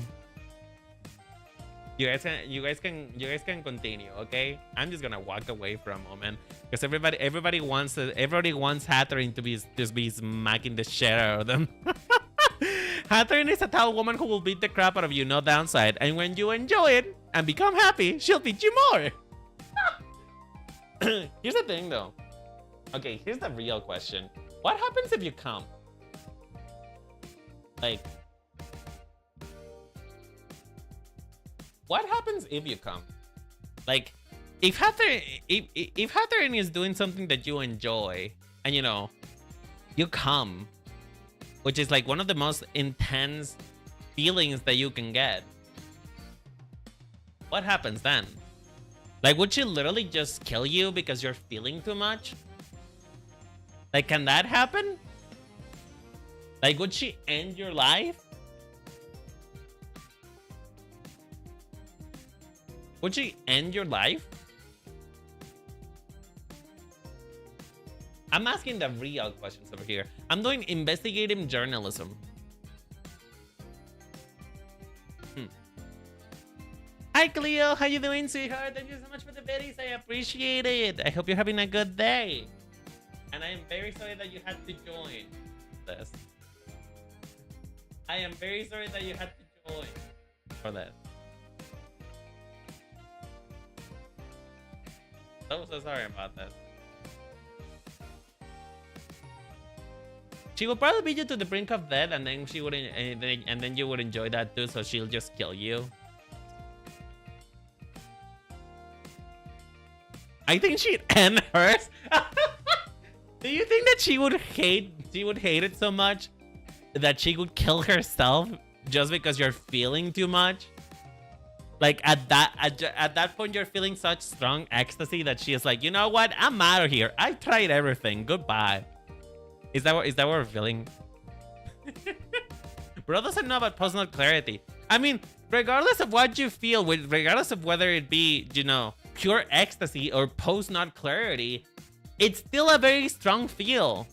Regardless, is the depression coming back because you realize that you're a fucking depraved pervert, or you are proud of it and you feel ecstasy, it's still a really strong emotion. And this is why you have a backup Chansey. Does that mean that Chansey heals you? Wow, that is the most torture pleasure play that I have ever seen that I've ever heard of my fucking life. So, Hatterin beats the shit out of you, and then, you know, Chansey heals you so you can do it all over again. Hatterin lends heal pulse by level up. Are you saying that Hatterin will heal you? Wow. Honestly, once again, we are being innovation. We're being the innovation over here. We're innovating. This is what we're doing, chat. In this stream, we are innovating the scene for the BDSM community. Now they know. Now they know. These are the questions that they need an answer to. These are the questions they need an answering to. All right. Oh, my dogs disagree. Let's move on to the next question. Well, not really question. Next statement. Next hot take. Me too. No, yes, I agree. This hot take is too long. Yes, it was really wordy. It was super wordy, and I had to cut it down because it was like 2 statements in one. Yes, I agree. Okay, you guys shut up already. There is no consistency. Oh, chingada madre. Oh, chingado. Al que la verga, pues. ¡Cállate! ¡Cállate! Shh. ¡Cállate la verga! ¡Dun! ¿Ya? Sí, cállate los picos. So bueno. Anyway, sorry about that, Chad. Sorry about that. There is no consistency with Pokemon types. Some are based on control of elements. Some are based on physical characteristics, and some of them are just based on vibes. Primary types should be based on elements, while secondary types should be characteristics. Charizard, Fire Dragon, which, you know, control of fire, and Charizard is a dragon, so therefore it should be dragon type. And Murkrow, dark flying. Murkrow can control the shadows. And then it's a birds of flying. Murkrow is already dark flying. No, yeah, I think that's what they mean, though. I think that's what they mean. Part of this statement was also them being in favor of the wind type existing, because the wind type would solve so many of the issues. But I have to disagree with this one. I think I have to I think I have to disagree with this one, because here's the thing. I think with I think the problem with this take, me personally, is the fact that if we do it this way, it would be, I think it would restrict a little bit too much the creativity of the Pokemon team. Like, not that they are that creative anyway, because you know they have made 110 Pikachu clones and they're still trying for Pikachu 2, because but in reality Pikachu 2 is not gonna happen, but they're still trying anyway. But my point then being is, I don't think this is a good idea, because like, what if one day they make a fork Pokemon? What else are you gonna get? Like, you know, because it's a fork Pokemon and it kind of looks like it would be like a creature out of a fairy tale. It should be like Fairy Steel, but you know, its characteristic and the only thing it has control over is Steel, so therefore it would be just Steel, and so it doesn't make sense to me. I don't think so. Me don't think so. I don't think that's the base.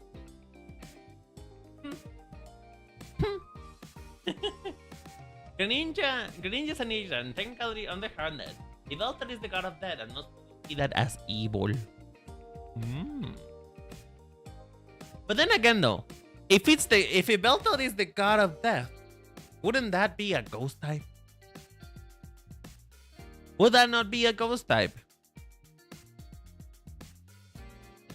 Because like, you know, a ghost type rules over death.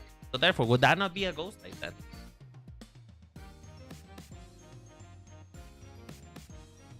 You don't think flying should be divided between bird and wind? No. No. Because flying just doesn't mean flying. I mean, maybe. Because here's the thing. Like, let's put it this way.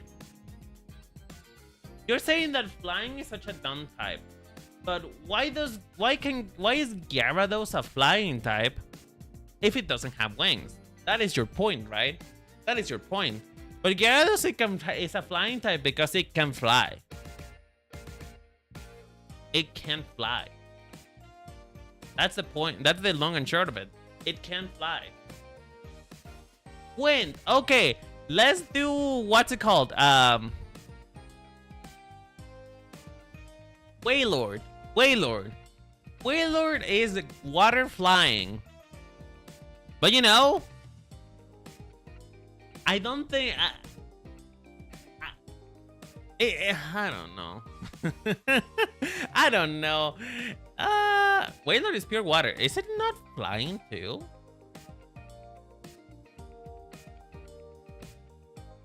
Is it not flying too? Okay, never mind. You know what? Maybe you are based. Maybe this is a base take, and I am just refusing change. I am just you know, I'm just old man yelling at clouds right now.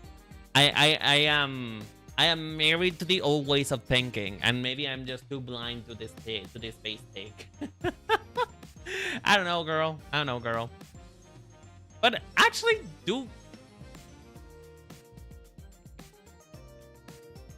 it's not flying type old man yelling at Wailord.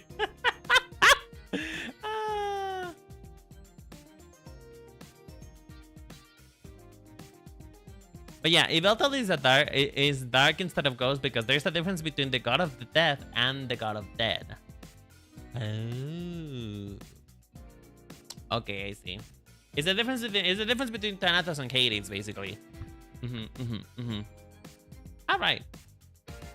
You know what? I want to hear from you, Chad. What do you think about this? You know? What do you think about this? Should you be able to always clearly tell between characteristics and elemental control what the types of the of a Pokemon should be. Do you agree? I personally think that this stifles too much creativity, but you know, apparently it might be a base take, and I am just a fool in the eyes of God.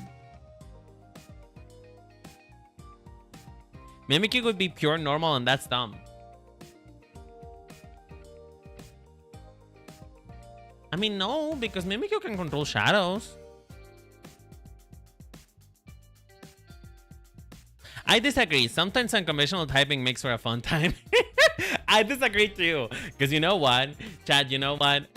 Do you guys know how much fun I actually had when, you know, X and Y just came out and many people did not know that Florges is not a grass type, and they attempted to throw grass type, like, you know, fire moves against my way. It was so fucking funny.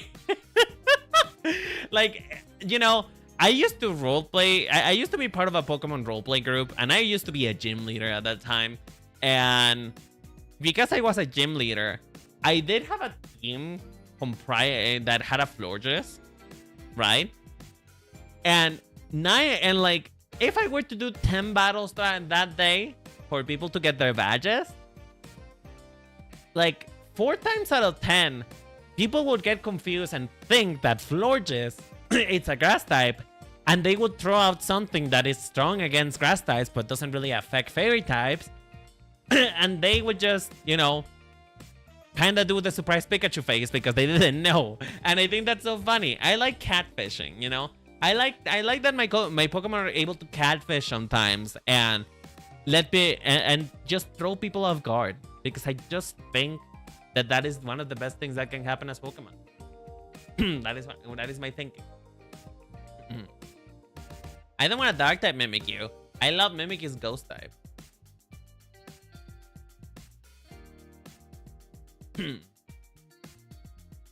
Sudowoodo did it better 15 years before. I mean, yeah. But you know, Sudowoodo doesn't serve cunt. Welcome back, Vaporeon. Sudowoodo doesn't serve. He does not eat. He does not crash the mother plane into the Contagon. And Florges does. So what's your point?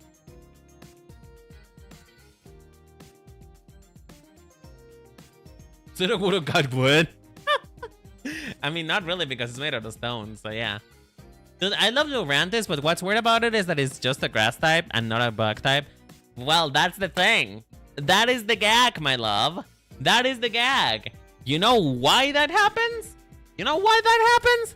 It's because Lurantis is a plant pretending to be a bug. That's what it is. And that plant actually exists. That plant actually exists. There is a plant, there is a type of orchid that mimics a mantis. You know?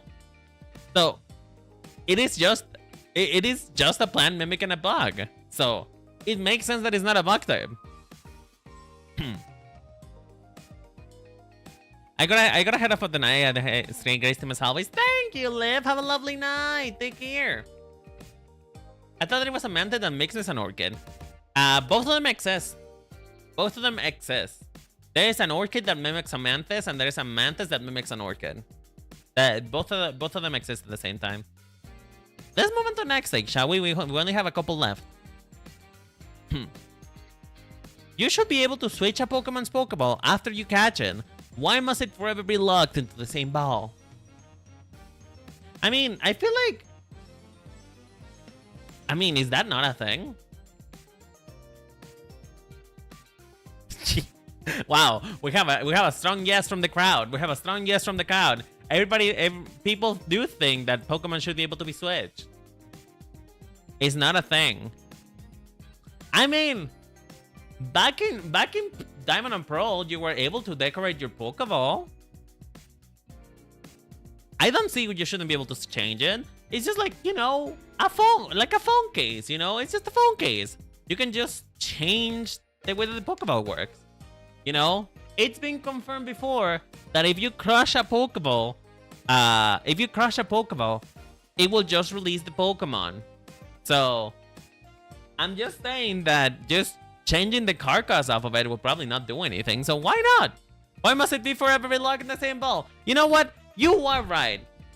This is gonna be my presidential campaign. This is gonna be my presidential campaign. This is what I based the next 6 years of my presidential campaign. Pokemon should be allowed to change their home. They should be allowed to change their home. Can you imagine? Like, can you imagine that? Because, you know, Pokeballs, what they do is that they digitize. They turn your Pokemon into light, and they turn it into like digital things, right? Digital blueprints, right? So like, what if each Pokeball had their own like biome inside it? Like a normal Pokeball, you know, the very normal one that everybody gets at the beginning. That one is like, you know, a normal apartment, right? Then the Super Bowl is, you know, a townhouse, just a nice townhouse. And an Ultra Ball is like a penthouse. Not a penthouse, because that would be too much. But, you know, an Ultra Ball is maybe like a mansion, you know? A mansion. An Ultra Ball is a mansion. And then the Luxurious Ball is a penthouse, all expenses paid. They have a dispenser for Pokemon feed, you know? And then a Heal Ball is maybe a hospital, you know, stuff like that. I feel like that would make sense. You know, depending on the Pokeball, the interior decor, it is different. I want to change my Shining Pokemon's Pokeball to best fit its shiny. Speaking of which, I'm on reset 815 on getting this shiny Squirtle. Can you bless it and predict what number I'll get it, please? Renendo, please.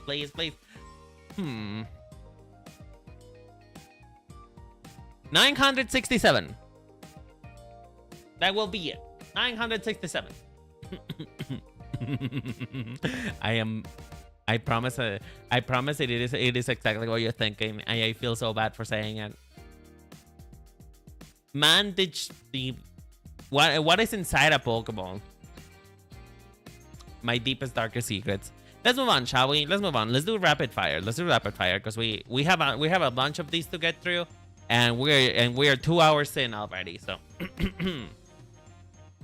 your mom just letting you ride the back of moving banks in the early games, and you not getting crushed always feels like a miracle.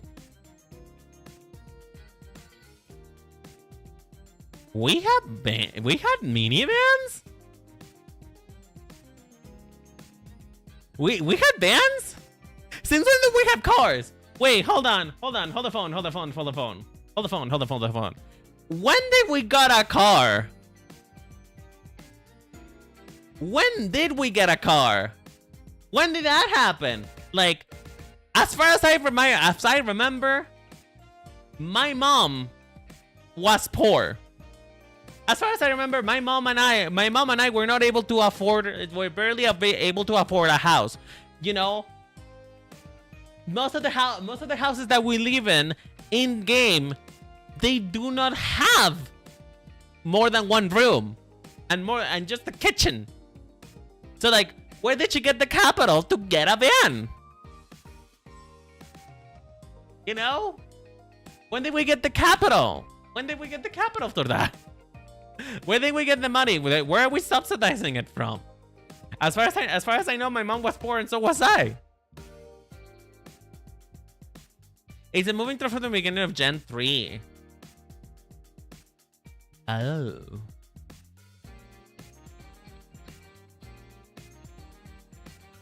Mom got the money to move in Gen 3 because the dad is a gym trainer. Now, here's my thing though. Why did mom not get a room for herself? Why is mom content on sleeping on the kitchen? That's what I don't understand. If she did make that money, if she did indeed make that money, then get a house that actually fits the both of you.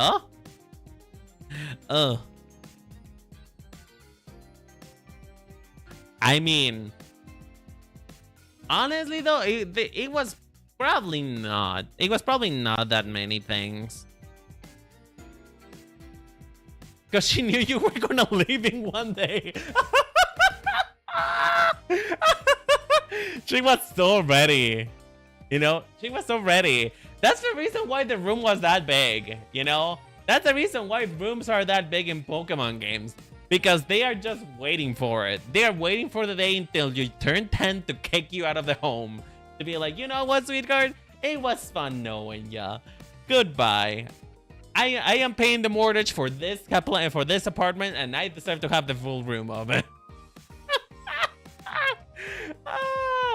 Listen, I always say that moms are a little bit too enthusiastic to let you go on an adventure, you know? And for me, that has always been code of the mom just being like, oh, thank God, it was 8 years earlier.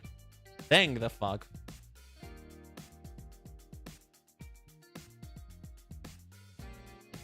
Mom will be fine. She got other 3 slackings there to satisfy her while we're out. You are so nasty. And also, that implies that you're fucking your mom. You're so nasty. So nasty. Mom sacrificing for her son. I don't think it was a sacrifice, honestly. I think it was just premeditated. She knew that she was gonna get the house to herself at some point. Oh. Oh. Oh. We getting spicy up in here. Okay, all right. We're not pulling the punches anymore. The gloves are off. Jesus. Should have ended with black and white. Yeah, I agree. I agree. I kind of agree, though. I do kind of agree. Should have ended black and white. Yes, I do agree. Because black and white was the last time that the Pokemon Company actually tried to put in a good polished product. Everything that came after black and white was kind of a disappointment in one way or another. X and Y barely had any story, and it was a really easy Pokemon to play through. You know? What came after X and Y? Hold on, I need to look for it.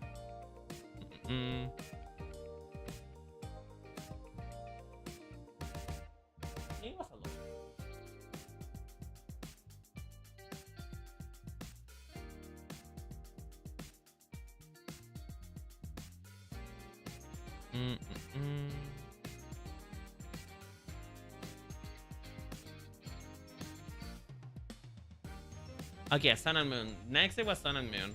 Sun and Moon was kind of good.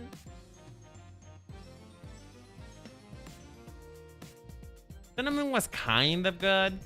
Well, no, actually, Sun and Moon was really good. Sun and Moon was actually, really good. So I don't really have any complaints about it. You know. But then Scarlet and Violet, then Sword and Shield. Sword and Shield also barely have any story, and the gameplay was okay, I guess. It did have really good vibes though. It had really good vibes.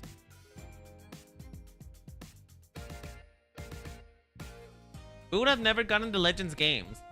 I think. Ultra Sun and Ultra Moon was peak. Hell no. Hell no. I don't think Ultra Sun and Ultra Moon were peak, I will tell you that much. I think that Ultra Sun and Ultra Moon were trying to recapture the magic of Black and White 2, and they failed miserably because Ultra Sun and Ultra Moon was just, you know, the same story, different, you know, same story, different beats, I guess.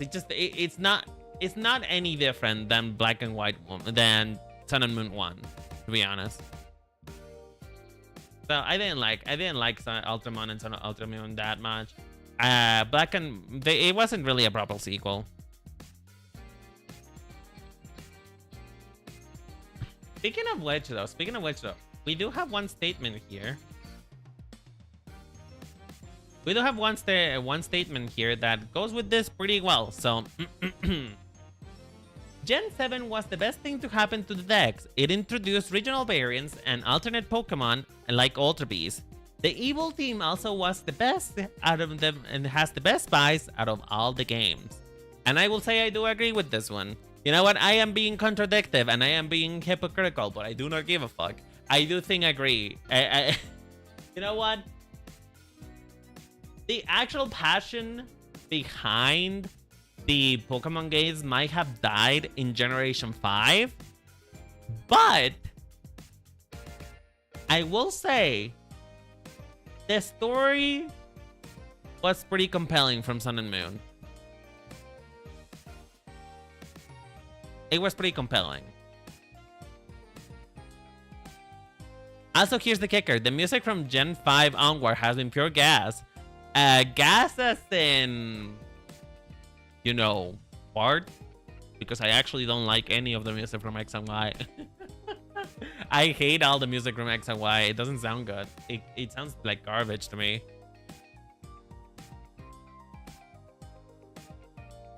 X and Y is kind of bad. Like, X and Y in general is probably has to be the worst Pokemon game out there. Don't you guys think? Like, in general, I think X and Y is not good. X and Y is just not good in any way, shape, or form. Like, the more that I'm trying to think about something positive on X and Y, is the only thing I can think about is the customization, you know? Customization was the only good thing that I can think about X and Y. Oh, and probably Fairy. Never mind.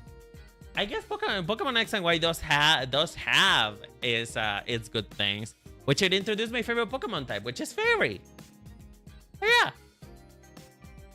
Pokemon fans just hate Pokemon. Jesus Christ.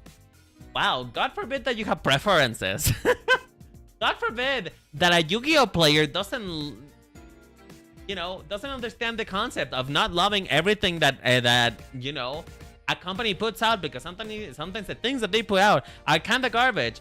But you know, Yu-Gi-Oh players don't always get content. In fact, they have to reuse the same content amongst each other that they've been reusing for the last 15 years. So, just saying. I'm sorry that I'm eating too good. I'm sorry that my steak is too juicy, that my lobster is too buttery, but I just don't like butter sometimes, you know? I just don't like butter, and that's okay. That's fine. Mega Evolution, I've been forgotten. I think Mega Evolution was a mistake, personally. I think Mega Evolution was a mistake. I personally don't like Mega Evolution that much. I don't like Mega Evolution as a concept because I feel like you should have just given those Pokemon's evolution, you know? Just make them evolve. Why do we need a Mega? You know? Why do we need to attach anything to it? And also, Mega Evolutions just make the Pokemon suffer. So like, I'm just saying it's problematic. I'm saying.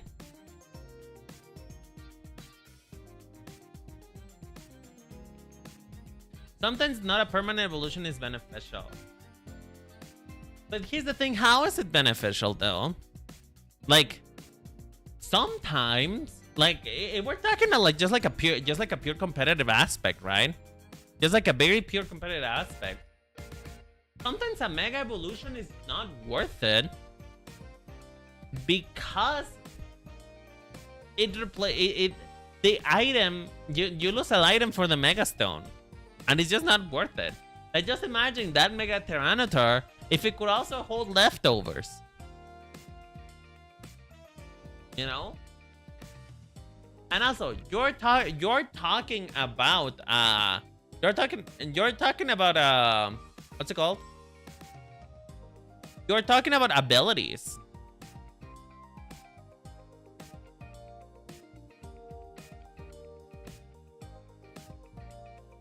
Two Mega Garchomps are worse than a regular Garchomp. Right?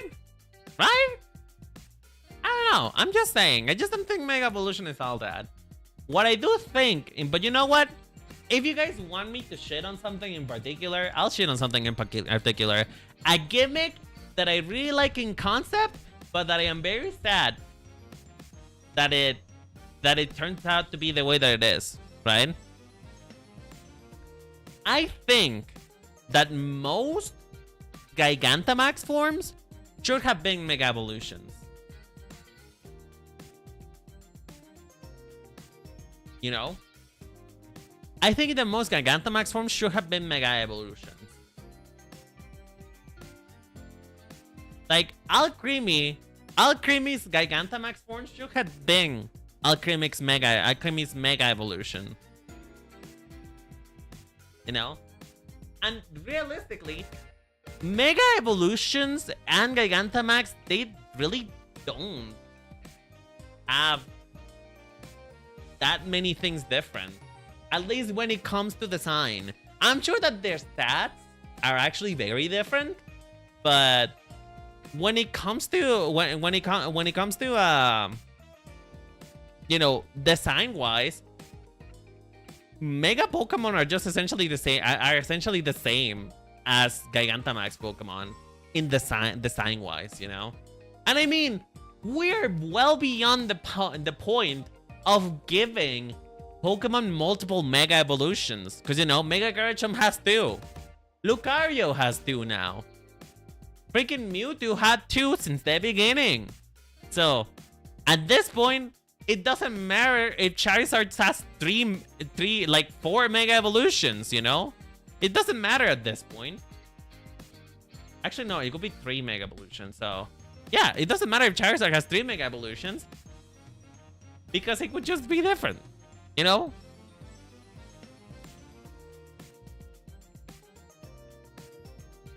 Mega Chorizo. Y'all are crazy. Y'all are crazy. See, Legend CA faces Max problems with X and Y. True! Legend CA just has an amazing narrative. It, you know, it kind of fixes the plot holes that X and Y had. But you know, also, I'm gonna get rid of this for a moment because you guys need to see my pain and anguish.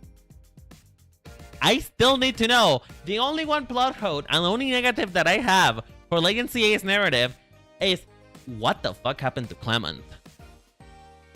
They do not even address it in the DLC. They never addressed it in the DLC. What happened to Clement? What happened to the poor boy? What happened to my Lenkagamine Vocaloid ripoff? Like, being honest, what happened to him? Because all they ever mention in Legend CA about him is that he got God. Is that they got him. But who's got him? What happened? Who killed him? Was it Corbeau? Did Corbeau kill Clement? And what happened to Bonnie? Is Bonnie just like, you know, out there trying to claim vengeance for her brother? Like, did he die? Like, what happened? I need to know. Did he die? Has he perished? Is he now deceased? Has he passed to the next life? These are the things that I need to know. Okay? I need to know. Anyway, let's get to the rest of these real quick. Well, we can already been with this one. You know, we can already been with this one, so I think we can skip this one, no problem. Oh, there you go. Morgrim is either a mean twink or a butch lesbian. Either way, there is no straight. Honestly, I'm more in the side of thinking that it's a mean twink. But because have you seen the evil twinks of TikTok? Have you seen them? Those evil twinks that they like, the evil twinks on TikTok that claim that we should bring bullying back when they know first thing that they will be the first to get bullied. They have braces, they have acne, they are a 4 eyes, their hair looks snappy. Like, Mary, you would be bullied first. You person from TikTok who's saying that we should bring back bullying, you will be the first one to be bullied because number one, you're gay, number two, you're ugly, and number three, you have a horrible personality. Pick a fucking lane, Mary. Pick a lane. Pick a lane.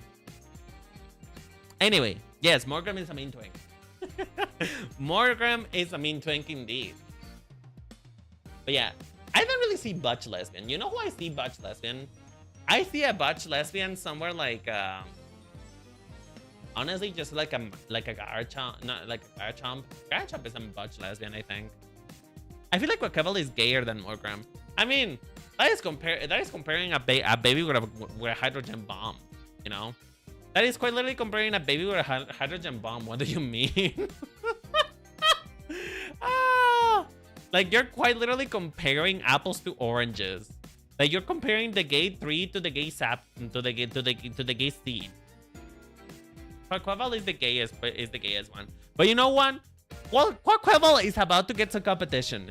Quackquavel is about to get her crown stolen. Because we're about to get a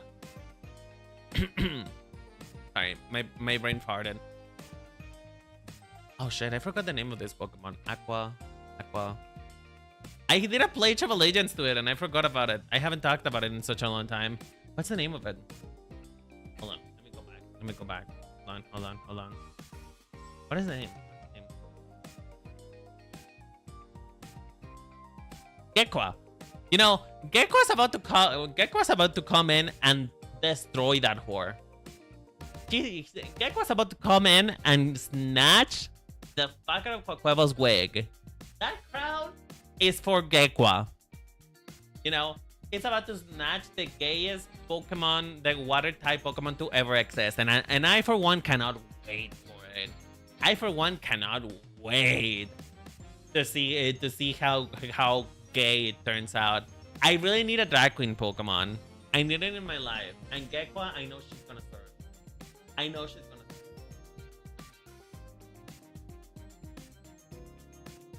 Gekwa is a little gender fluid. It's 75% male Pokemon that looks female and a water type. It's a fluid.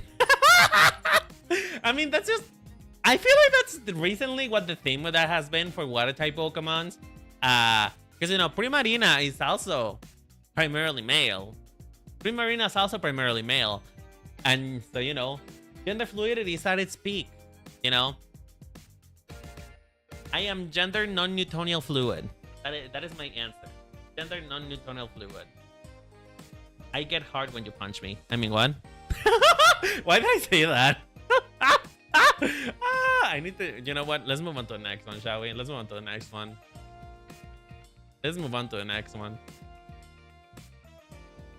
Oh, speaking of which. Listen, all I'm saying is Ariados is the peak of BDSM. Literally has a bite that can paralyze you, let alone thread that is extremely difficult to break. What else could you ask for? You know what? I think some of you may need a doctor. I think some of you might need a psychiatric evaluation. Because now we're... Because that's a spider, mama.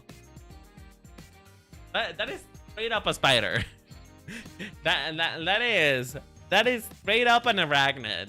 That is not just a humanoid Pokemon. That's straight up an animal, girl.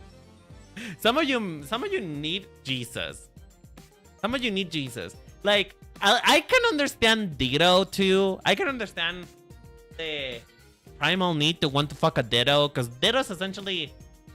Ditto is the closest thing that you have to a Tanga egg. Ditto is quite literally a cock sleeve. So I can understand that. But Ariados? Ariados? Gotta head out. Have a good night, everyone. I am so sorry. I did not mean to run everybody away from the stream. I do apologize about that. You know what? Maybe this should be the time that we end here. We end it here. So let's just do one more take from the Discord, shall we? One more take from the Discord. Mega evolutions are overrated and we shouldn't have made more. Damn. I mean,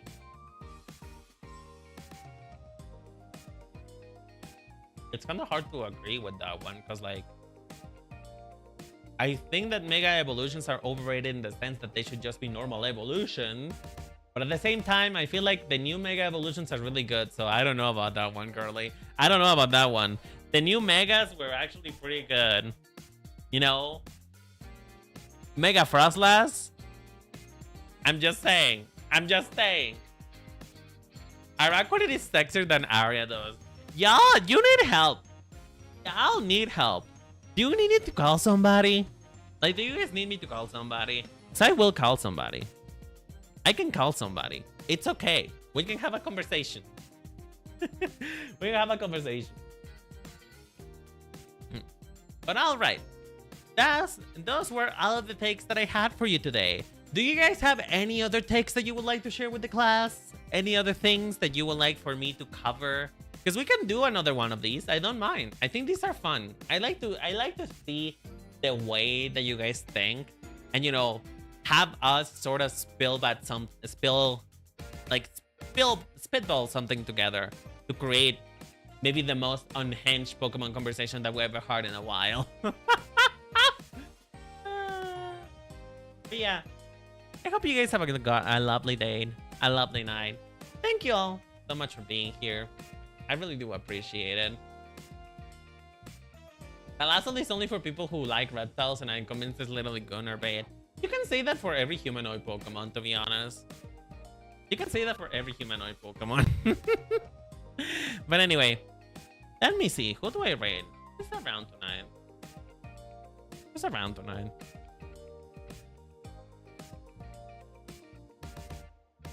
Oh my god. Oh my god. Gorgol is playing Tomodachi Life. Oh hell yeah. I love Tomodachi Life. I wanna play Tomodachi Life. So we're gonna get Gorgol again. Because I like him. I like the sock. Listen, I like the sock. You can't blame me. I like the sock. I think he can help me fight my right sock. So I think it's a good idea. I think it's a good idea to raid the sock. I like it. Here's a link to the sock if you guys want to go support the sock. But also, I will say, Chad, I got a new pair of shoes recently, and my feet are not used to shoes anymore. I tend to walk around with the dogs out, because that's just what's more natural for me. And now that I wear shoes again, I feel like I'm a prisoner. I feel like I'm a prisoner of fashion because the shoes look really good, but also they are so tight. They are so tight. So I say that we abolish shoes and we should just wear soles. I'm just saying. But anyway, with that statement, hope you guys have a lovely day, lovely night. I hope you guys take care. I love you. Mwah. Bye bye. Say hello to the sock for me. Bye.